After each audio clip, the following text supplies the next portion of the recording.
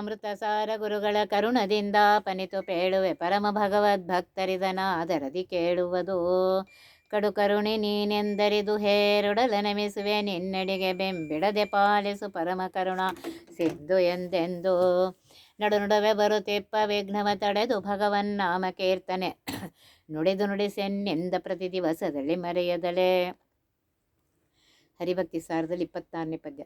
ಸಾಗರನ ಮಗಳರಿಯದಂತೆ ಸರಾಗದಲ್ಲಿ ಸಂಚರಿಸುತ್ತಿಯೇ ಉದ್ಯೋಗವೇನು ನಿಮಿತ್ತ ಕಾರಣವಿಲ್ಲ ಲೋಕದಲ್ಲಿ ಭಾಗವತರಾದವರ ಸಲಹುವನಾಗಿ ಸಂಚರಿಸುವುದು ಈ ಭವಸಾಗರದಿ ಮುಳುಗಿಸದೆ ರಕ್ಷಿಸು ನಮ್ಮ ನನವರತ. ಸಾಗರನ ಮಗಳಾಗಿರುವಂತಹ ಮಹಾಲಕ್ಷ್ಮಿಗೂ ಸಹ ಪೂರ್ತಿಯಾಗಿ ಅರಿಯಲಾಗದ ರೀತಿಯಲ್ಲಿ ನಿನ್ನ ವ್ಯಾಪಾರ ನಡೆದಿದೆ ಪರಮಾತ್ಮ. ಇದಕ್ಕೆ ಯಾವುದೇ ನಿಮಿತ್ತವೂ ಕಾರಣವಿಲ್ಲ. ಭಾಗವತರಾದವರನ್ನು ಸಂರಕ್ಷಣೆ ಮಾಡುವುದು ಈ ಥರ ನಿನ್ನ ಮುಖ್ಯ ಉದ್ದೇಶ ಏನು ಅಂತಂದರೆ ಭಾಗವತರಾದವರನ್ನು ರಕ್ಷಣೆ ಮಾಡು. ಅಂತಹ ಶ್ರೀಹರಿಯೇ ನಮ್ಮನ್ನು ಈ ಸಂಸಾರ ಸಾಗರಲ್ಲಿ ಮುಳುಗಿಸದೆ ನಮ್ಮನ್ನು ರಕ್ಷಿಸಪ್ಪ ಅಂಥೇಳಿ ಬೇಡ್ಕೊತಾ ಇದ್ದಾರೆ. ಪರಮಾತ್ಮನ ಮಹಿಮೆ ಎಂಥದ್ದು ಅಂತಂದರೆ, ಯಾವ ಮಹಾಲಕ್ಷ್ಮೀ ದೇವಿ ಯಾವಾಗಲೂ ಪರಮಾತ್ಮನ ಜೊತೆಗೆ ಇರ್ತಾಳೆ, ಅವಳಿಗೂ ಪೂರ್ತಿಯಾಗಿ ಗೊತ್ತಿಲ್ಲ ಅಂತ ಹೇಳ್ತಾ ಇದ್ದಾರೆ. ಜಗದುದರನತಿ ವಿಮಲ ರೂಪಗಳನ್ನಾಲೋಚನದಿ ಭಾರತ ನಿಗಮತತಿಗಳಿಗೆ ಅತಿಕ್ರಮಿಸಿ ಕ್ರಿಯಾ ವಿಶೇಷಗಳ ಬಗೆ ಬಗೆಯ ನೂತನವ ಕಾಣುತ್ತಮಿಗೆ ಹರುಷದಿಂ ಪೊಗಳಿ ಹಿಗ್ಗುವ ತ್ರಿಗುಣಮಾನಿ ಮಹಾಲಕ್ಷ್ಮಿ ಸಂತೈಸಲನು ದಿನದೇ. ಹರಿಕಥಾಂಸಾರದ ಜಗನ್ನಾಥದಾಸ್ ಹೇಳ್ತಾರೆ, ಜಗದುದರನ ಇಡೀ ಬ್ರಹ್ಮಾಂಡವನ್ನು ತನ್ನ ಹೊಟ್ಟೆಯಲ್ಲಿ ಇಟ್ಟುಕೊಂಡಂತಹ ಆ ಪರಮಾತ್ಮನ ಅನಂತ ಸದ್ಗುಣಗಳನ್ನು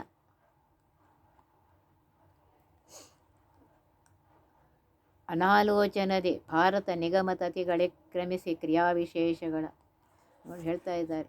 ಆ ಪರಮಾತ್ಮನ ಗುಣ ಪ್ರತಿ ಕ್ಷಣಕ್ಕೂ ನೋಡ್ತಾಳಂತೆ, ನೋಡಿ ಆ ಸಂತೋಷದಿಂದ ಹಿಗ್ತಾಳಂತೆ. ಅಂತಹ ತ್ರಿಗುಣಮಾನಿಯಾಗಿರುವಂಥ ಮಹಾಲಕ್ಷ್ಮಿ ರಕ್ಷಿಸು ಅಂತ ಅಲ್ಲಿ ಬೇಡ್ಕೊಂಡಿದ್ದಾರೆ. ಮಹಾಲಕ್ಷ್ಮೀ ದೇವಿ ಅಕ್ಷರ ಪುರುಷಳಾಗಿದ್ದಾಳೆ. ಪರಮಾತ್ಮನ ನಂತರ ಜಗತ್ತಿನ ಸರ್ವ ನಿಯಂತ್ರಕ ಶಕ್ತಿ ಅವಳ ಕೈಯಲ್ಲಿದೆ.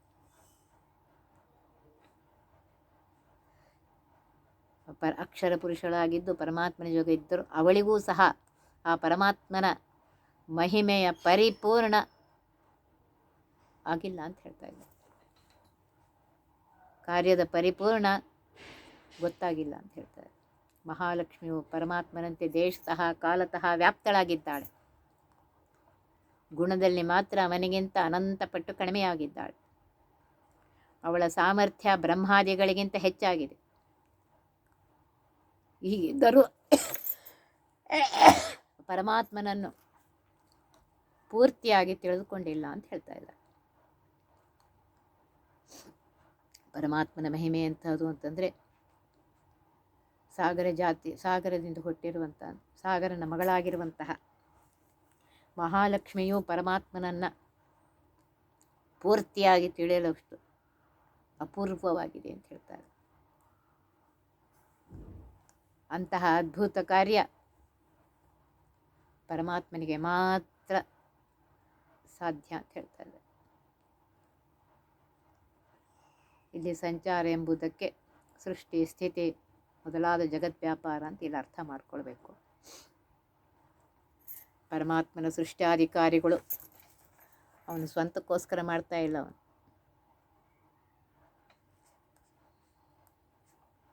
ಇನ್ನೊಬ್ಬರಿಗೆ ಒಳ್ಳೆಯದಾಗುವುದಕ್ಕೋಸ್ಕರ, ಜಗತ್ತಿನ ಒಳ್ಳೆಯದಕ್ಕೋಸ್ಕರ ಮಾಡ್ತಾ ಇದ್ದಾನೆ.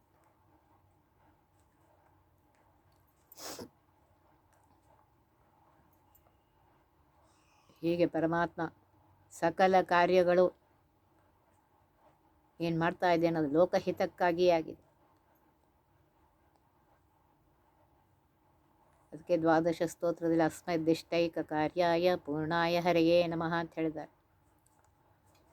ನಮ್ಮ ಎಲ್ಲ ಕಾರ್ಯಗಳ ಪರಮಾತ್ಮ ಏನು ಮಾಡ್ತಾ ಇದೆ ಅನ್ನೋದು ಎಲ್ಲ ಭಕ್ತರ ಉಪಕಾರಕ್ಕೋಸ್ಕರ ಮಾಡ್ತಾ ಇದೆ, ಅವರ ರಕ್ಷಣೆಗೋಸ್ಕರ ಮಾಡ್ತಾನೆ. ಇಲ್ಲಿ ಭವಸಾಗರ ಅಂತಂದರೆ ಸಂಸಾರ ಸಾಗರ. ಇದು ಅತ್ಯಂತ ದೊಡ್ಡ ಅಪಾರವಾಗಿದೆ, ಭಯಾನಕವಾಗಿದೆ. ಇದು ಯಾರಿಗೂ ದಾಟಲಿಕ್ಕೆ ಸಾಧ್ಯವಿಲ್ಲ. ಪರಮಾತ್ಮ ಮಾತ್ರ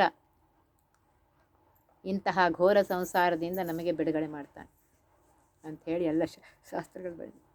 ಆದ್ದರಿಂದ ಪರಮಾತ್ಮ ಈ ಸಂಸಾರ ಸಾಗರದಲ್ಲಿ ನಮ್ಮನ್ನು ಮುಳುಗಿಸದೆ ನಮ್ಮನ್ನು ದಾಟಿಸು, ನಮ್ಮನ್ನು ರಕ್ಷಿಸಪ್ಪ ಅಂಥೇಳಿ ಪ್ರಾರ್ಥನೆ ಮಾಡ್ಕೋತಾ ಇದ್ದಾರೆ.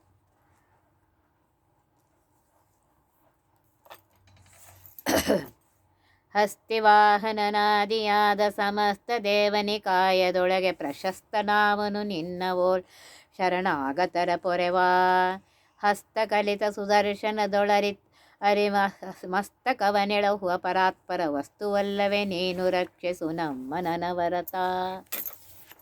ಹೇಳ್ತಾ ಇದ್ದಾರೆ, ಐರಾವತವೆಂಬ ಆನೆಯನ್ನು ವಾಹನವಾಗಿ ಉಳ್ಳಂತಹ ಇಂದ್ರನೇ ಮೊದಲಾದ ಸಕಲ ದೇವತೆಗಳ ಸಮೂಹದಲ್ಲಿ ನಿನ್ನಂತೆ ಶರಣಾಗತರನ್ನು ಪಾಲಿಸುವರು ಬೇರೆ ಯಾರೂ ಅಲ್ಲ, ನೀನೊಬ್ಬನೇ ಪಾಲಿಸುವವನು. ಕೈಯಲ್ಲಿ ಹಿಡಿದ ಸುದರ್ಶನ ಚಕ್ರದಿಂದ ಭಕ್ತರ ಶತ್ರುಗಳ ತಲೆಯನ್ನು ಕತ್ತರಿಸುವಂತಹ ಸರ್ವೋತ್ತಮನಾದವನು ನೀನೇ. ಇಂತಹ ನೀನು ನಮ್ಮನ್ನು ಯಾವಾಗಲೂ ರಕ್ಷಿಸಪ್ಪ ಅಂಥೇಳಿ ಪ್ರಾರ್ಥನೆ ಮಾಡ್ಕೊತಾ ಇದ್ದಾರೆ. ಸಮಸ್ತ ದೇವತಾ ಸಮೂಹದಲ್ಲಿ ಪರಮಾತ್ಮನಂತೆ ಶರಣಾಗತರನ್ನು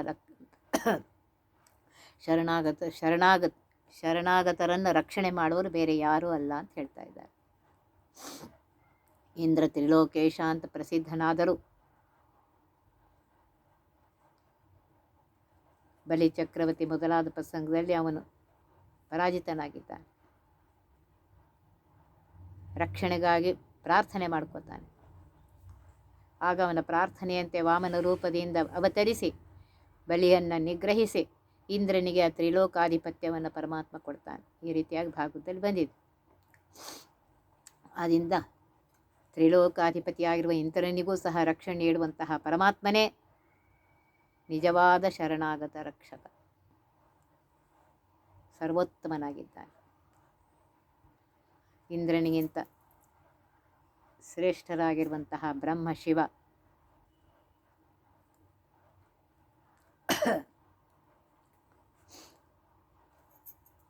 ಬ್ರಹ್ಮ ಸೃಷ್ಟಿಕರ್ತ ಅಂತ, ಶಿವ ಲಯಕರ್ತನಾಗಿದ್ದಾನೆ.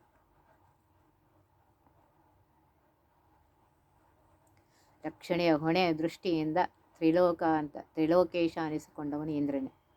ಆದ್ದರಿಂದ ಅವರಿಬ್ಬರನ್ನು ಬಿಟ್ಟು ಇಂದ್ರನನ್ನೇ ಇಲ್ಲಿ ತೆಗೆದುಕೊಳ್ತಾ ಇದ್ದಾರೆ ಅಂತ ಹೇಳ್ತಾ ಇದ್ದಾರೆ. ಹಸ್ತಿವಾಹನ ಎಂದರೆ ಆನೆಯನ್ನು ವಾಹನವಾಗಿ ಉಳ್ಳವನು. ಇತರ ದೇವತೆಗಳು ಒಂದೊಂದು ವಾಹನಗಳ ಇದ್ದರೆ ಆನೆಯನ್ನೇ ವಾಹನವಾಗಿ ಮಾಡಿಕೊಂಡವನು ಇಂದ್ರ. ಅವನ ವಾಹನದ ಹೆಸರು, ಆನೆಯ ಹೆಸರು ಐರಾವತ ಅಂಥೇಳಿ. ಆದ್ದರಿಂದ ಹಸ್ತಿ ವಾಹನ ಅಂತಂದರೆ ಐರಾವತ ವಾಹನ ಆಗಿತ್ತು ಇಂದ್ರ. ರಕ್ಷಣೆ, ಅಭಿಷ್ಟವನ್ನು ಪೂರ್ತಿ ಮಾಡುವುದು, ಅನಿಷ್ಟವನ್ನು ನಿವೃತ್ತಿ ಮಾಡುವುದು,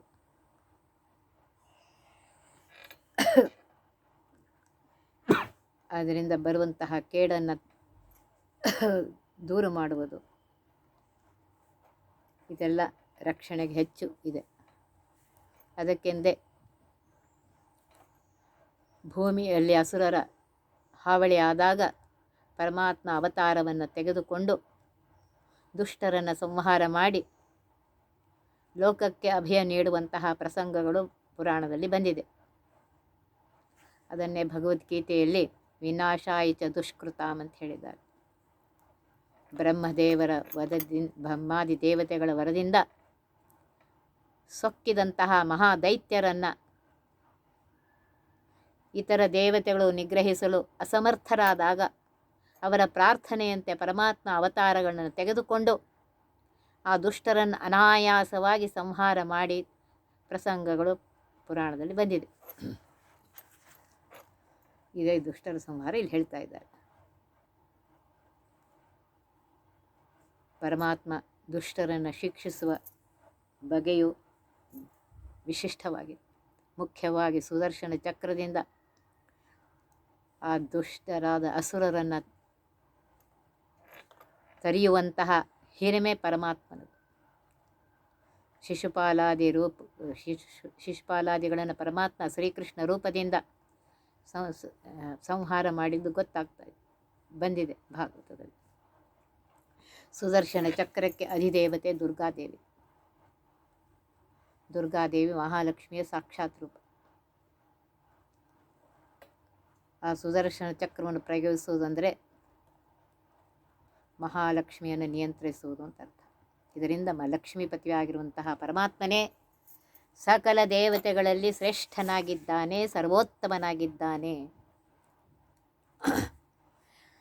ಹಗೆಯರಿಗೆ ವರವೇವರಿಬ್ಬರು ತೆಗೆಯಲರಿಯರು ಕೊಟ್ಟ ವರಗಳ ತೆಗೆದುಕೊಡುವ ಸಮರ್ಥರಾರಿ ಜಗಕ್ಕೆ ನಿನ್ನಂತೆ ಸುಗುಣರಿನ್ನಾರುಂಟು ಕದನವ ಬಗೆದು ನಿನ್ನಳು ಜಯಿಸುವರಿ ಜಗದೊಳುಂಟೆ ದೇವರಕ್ಷಿಸು ನಮ್ಮ ನನವರತ.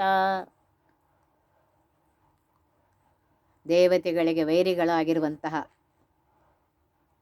ಅಸುರರಿಗೆ, ದೈತ್ಯರಿಗೆ ವರಗಳನ್ನು ನೀಡುವರು ಎಂದು ಹೆಸರಾದ ಇಬ್ಬರು ದೇವತೆಗಳು ಎಂದರೆ ಬ್ರಹ್ಮ ಮತ್ತು ಶಿವ. ಆದರೆ ಅವರಿಗೆ ತಾವು ನೀಡುವ ವರಗಳನ್ನು ಹಿಂದೆ ತೆಗೆದುಕೊಳ್ಳುವ ಸಾಮರ್ಥ್ಯ ಇಲ್ಲ.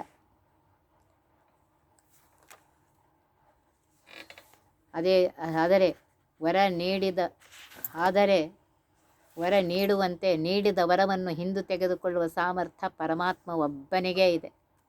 ಪರದೇವತೆಯಾಗಿರುವಂತಹ ಸರ್ವೋತ್ತಮನಾಗಿರುವಂತಹ ಪರಮಾತ್ಮ ಒಬ್ಬನಿಗೆ. ನಿನ್ನಂಥ ಕಲ್ಯಾಣ ಗುಣಪಣ ಪೂರ್ಣರಾದರೂ ಬೇರೆ ಯಾರೂ ಇಲ್ಲಪ್ಪ.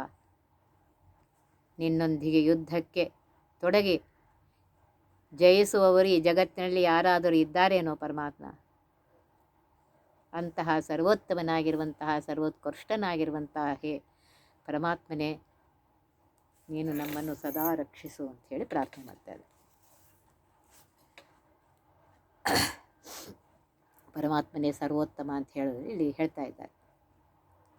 ದೈತ್ಯರು ವಿಶೇಷವಾಗಿ ಬ್ರಹ್ಮ ಮತ್ತು ಈಶ್ವರನ್ನು ಆರಾಧಿಸಿ ಅಜೇಯತ್ವ, ಅವೇದ್ಯತ್ವ ಮೊದಲಾದ ವರಗಳನ್ನು ಪಡೆದಿರ್ತಾರೆ. ಹಾಗೆ ಪುರಾಣದಲ್ಲಿ ಬಂದಿದೆ.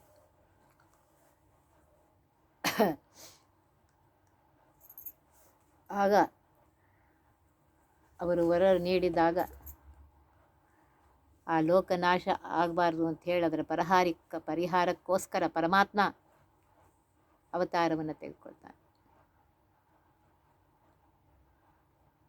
ಆದ್ದರಿಂದ ವರವನ್ನು ಹಿಂದೆ ತೆಗೆದುಕೊಳ್ಳುವ ಸಾಮರ್ಥ್ಯ ಅವರಿಗಿಲ್ಲ, ಪರಮಾತ್ಮನಿಗೆ ಮಾತ್ರ ಇದೆ. ಇಲ್ಲಿ ಹೇಳ್ತಾ ಇರ್ತಾರೆ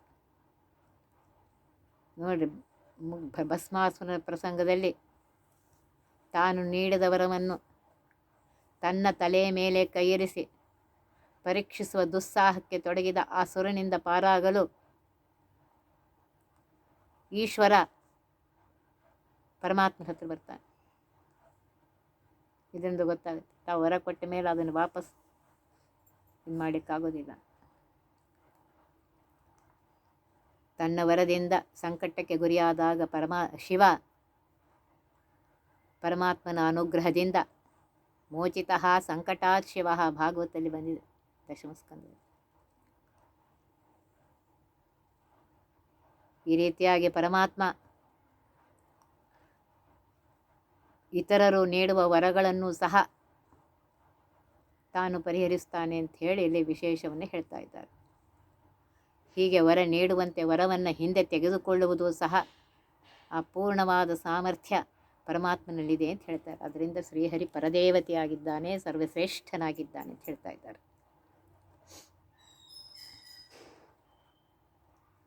ಶ್ರೀಮದಾಚಾರ್ಯರು ದ್ವಾದಶ ಸ್ತೋತ್ರದಲ್ಲಿ ವರದೇಶ ವರಪ್ರದಂ ಅಂತ ಹೇಳಿದ್ದಾರೆ. ವರದಾನಾಂ ಈಶಃ ವರದೇಶಃ ತೇಷಾಮಪಿ ವರಪ್ರದಃ ತಂ.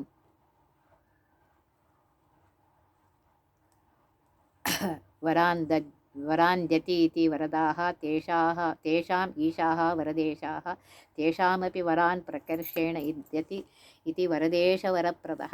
ಪರಮಾತ್ಮನಿಗೆ ವರ ಕೊಡ್ತಾನೆ, ಆ ವರದಿಂದ ಅವರು ದುಷ್ಟರಾದಾಗ ಆ ವರವನ್ನು ಹಿಂದೆ ತೆಗೆದುಕೊಳ್ಳೋ ಸಾಮರ್ಥ್ಯವು ಆ ಪರಮಾತ್ಮನಲ್ಲಿದೆ ಅಂತ ಹೇಳ್ತಾ ಇದ್ದಾರೆ. ಸುಮನಸರ ವೈರದಲ್ಲಿ ಕೆಲವರು ಕುಮತಿಗಳು ತಪದಿಂದ ಭರ್ಗನ ಕಮಲ ಜನಪದ ಯುಗವ ಮೆಚ್ಚಿಸಿ ವರವ ಪಡೆದಿಹರು. ಸಮರ ಮುಖದೊಳಗುಪಮೇಯಲಿ ವಿಕ್ರಮದಿ ವೈರವ ಮಾಡಿದವರಿಗೆ ಅಮರ ಪದವಿಯ ನಿತ್ಯ ರಕ್ಷಿಸು ನಮ್ಮ ನನವರತ. ದೇವತೆಗಳ ಮೇಲೆ, ಸುಮನಸರು ಅಂದರೆ ದೇವತೆಗಳು, ಅವರ ಮೇಲೆ ವೈರಭಾವದಿಂದ ಶತ್ರು ಭಾವದಿಂದ ಹೊಂದಿದ ಕೆಲವು ಕುಮತಿಗಳು ಅಂದರೆ ದುರ್ಬುದ್ಧಿಯವರು ತಪಸ್ಸು ಮಾಡಿ ಭರ್ಗನ ಕಮಲಜನ ಶಿವನ ಮತ್ತು ಬ್ರಹ್ಮನ ಪದಯುಗವನ್ನು ಆರಾಧಿಸಿ ಬ್ರಹ್ಮದೇವರನ್ನು ಪಾದಗಳನ್ನು ಆರಾಧಿಸಿ ಅವರನ್ನು ಮೆಚ್ಚಿಸಿ ವರವನ್ನು ಪಡೆದಿರ್ತಾರೆ. ಸಮರ ಮುಖದೊಳಗುಪ ಮೇಲೆ ಯುದ್ಧರಂಗದಲ್ಲಿ ಒಳ್ಳೆ ರೀತಿಯ ಪರಾಕ್ರಮವನ್ನು ತೋರಿಸಿ ವೈರವನ್ನು ಮಾಡಿದವರಿಗೆ ಅಮರ ಪದವಿಯನ್ನು ನೀಡಿದೆ ಪರಮಾತ್ಮ. ಇಂತಹ ನೀನು ನಮ್ಮನ್ನು ರಕ್ಷಿಸು ಅಂತೇಳಿ ಹೇಳ್ತಾ ಇದ್ದಾರೆ. ದೇವತೆಗಳ ಮೇಲೆ ವೈರವನ್ನು ಸಾಧಿಸಬೇಕು ಅಂತ ಹೇಳಿ ದುರ್ಬುದ್ಧಿಯಿಂದ ಕೆಲವು ಜನರು ಶಿವ ಮತ್ತು ಬ್ರಹ್ಮದೇವರನ್ನು ಆರಾಧಿಸ್ತಾರೆ.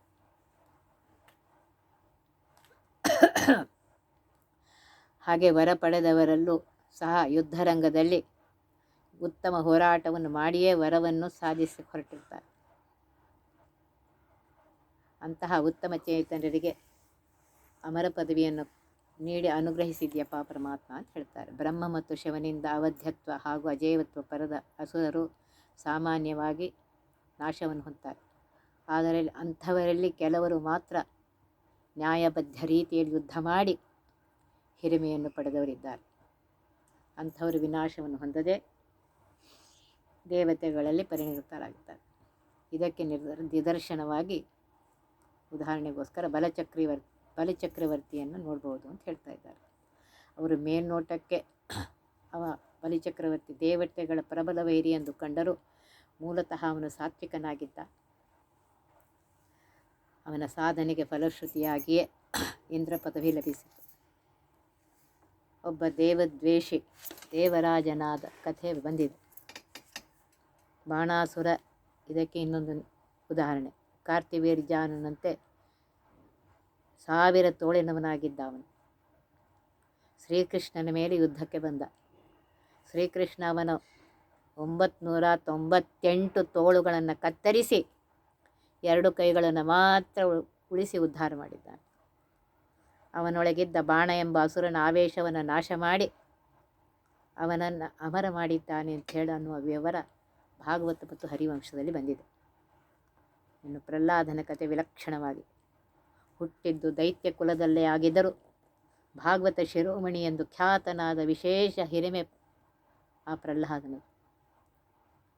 ಅವನು ದೈತ್ಯ ಕುಲದವನು ಎಂದು ಗಮನಿಸದೆ ಭಕ್ತ ಎಂಬ ಕಾರಣದಿಂದ ಅವನನ್ನು ಪರಿಪೂರ್ಣವಾಗಿ ರಕ್ಷಣೆ ಮಾಡಿಸಿ ಅವನಿಗೆ ಸಕಲ ಸೌಭಾಗ್ಯವನ್ನು ನೀಡಿದಂತಹ ಕರುಣಾಳು ಆಗಿದ್ದಾನೆ ಪರಮಾತ್ಮ ಅಂತ ಹೇಳ್ತಾ ಇದ್ದಾರೆ.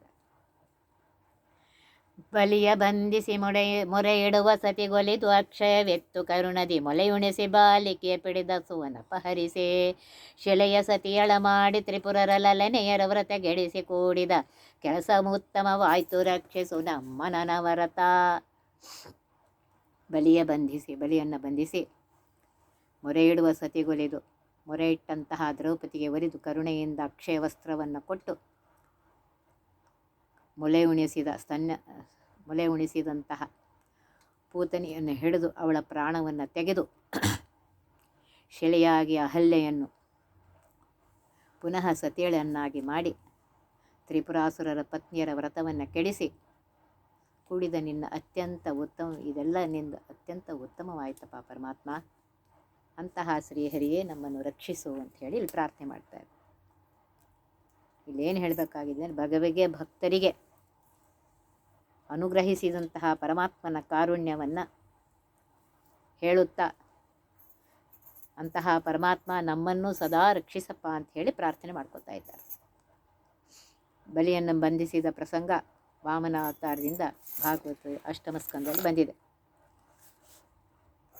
ಅನೇಕ ಪುರಾಣಗಳಲ್ಲೂ ರಾಮಾಯಣ ಮಹಾಭಾರತಗಳು ಬಂದಿದೆ. ಬಲಿಚಕ್ರವರ್ತಿಯು ಮಹಾಭಾಗವತ ಶಿರೋಮಣಿಯವನು, ಪ್ರಖ್ಯಾತನಾದ ಪ್ರಹ್ಲಾದನ ಮೊಮ್ಮಗ. ಇವನ ತಂದೆ ವಿರೋಚನ ಹಿರಣ್ಯಕಶಿಪುವಿನಂತೆ ಮಹಾ ಭಗವಂತನ ದ್ವೇಷಿಯಾಗಿದ್ದ. ಮಗ ಮಾತ್ರ ತಂದೆಯಂತೆ ವಿರೋಚನಂತೆ ಆಗದೆ ತಾತನಾದ ಪ್ರಹ್ಲಾದನಂತೆ ಭಗವದ್ಭಕ್ತನೇ ಆಗಿ ಉದ್ಧಾರವನ್ನು ಹೊಂದಿದ. 3 ಹೆಜ್ಜೆ ಭೂಮಿಯ ದಾನದ ನೆಪದಲ್ಲಿ 3 ಲೋಕಗಳನ್ನೇ ಪಡೆದ ವಾಮನ ರೂಪಿಯಾಗಿರುವಂತಹ ಪರಮಾತ್ಮ, ಆ ಪರಮಾತ್ಮನ ತ್ರಿವಿಕ್ರಮ ವೈಭವವನ್ನು ಕಂಡಂತಹ ಪುಣ್ಯಶಾಲಿ ಬಲಿ. ಪರಮಾತ್ಮನ ಅನುಗ್ರಹದಿಂದ ಮುಂದೆ ಇಂದ್ರ ಎನ್ನಿಸುವಂಥ ಈತ ಈಗಲೂ ಸುತಳ ಲೋಕದಲ್ಲಿ ಪರಮಾತ್ಮನ ವಾಮನ ರೂಪದಿಂದ ರಕ್ಷಿತನಾಗಿದ್ದಾನೆ ಅಂತ ಹೇಳಿ ಬಂದಿದೆ. ಅದಕ್ಕೆ ವರ್ಷದ ಶ್ರೇಷ್ಠ ಹಬ್ಬಗಳಲ್ಲಿ ಬಲಿಪಾಡ್ಯ ಒಂದು ಹಬ್ಬವಾಗಿದೆ. ಮೊರೆಯಿಟ್ಟ ಸತಿ ಎಂದರೆ ದ್ರೌಪದಿ ದೇವಿ. ದುರ್ಯೋಧನ ಶಕುನಿಯರು ನಡೆದಂತಹ ದ್ಯೂತ ಪ್ರಸಂಗದಲ್ಲಿ